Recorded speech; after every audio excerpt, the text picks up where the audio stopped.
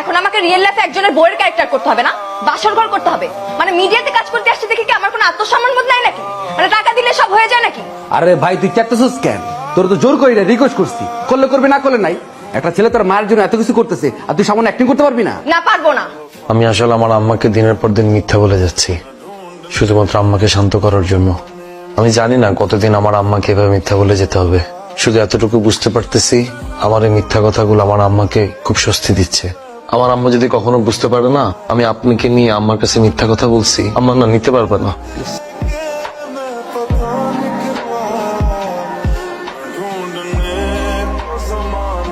বউ, এগুলা নাও তো। আমার হাতে তো বেশি শক্তি নাই। আমার সব গহনা, বাড়ির দলিল, ব্যাংকের কাগজপত্র আর সংসারের চাবি, পুরাটা সংসার তোমার হাতে তুলে দিলাম। তোমার হাতটা দাও।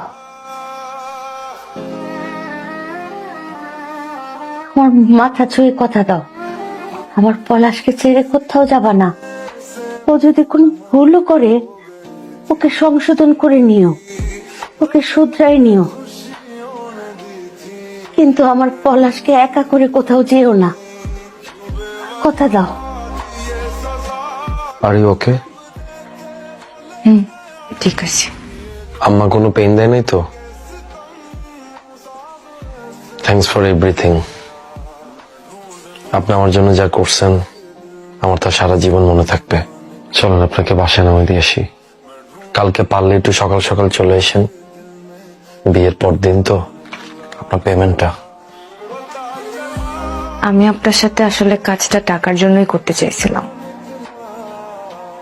কিন্তু আমি টাকাটা নিতে পারতেছি না। আমি সবসময় অ্যাক্টিং করতে চাইছি, কেউ আমাকে সুযোগ দেয় নাই, বা দিলেও বিনিময়ে অনেক কিছু চাইছে।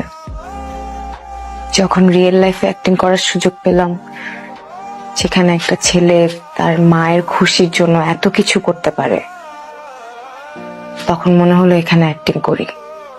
এতে আমার অ্যাক্টিং এর ক্ষুধাটাও মিটবে, একটা মানুষের উপকারও হবে, আবার কিছু টাকাও পেলাম। কিন্তু আমার আসলে এই ক্যারেক্টারটা করতে খুব কষ্ট হচ্ছে।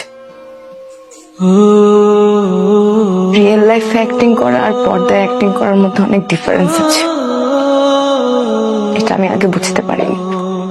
আমি আজকে আপনার মায়ের মাথা ছুঁয়ে একটা মিথ্যা প্রতিশ্রুতি দিয়েছি যে আমি আপনাকে ছেড়ে কখনো যাব না।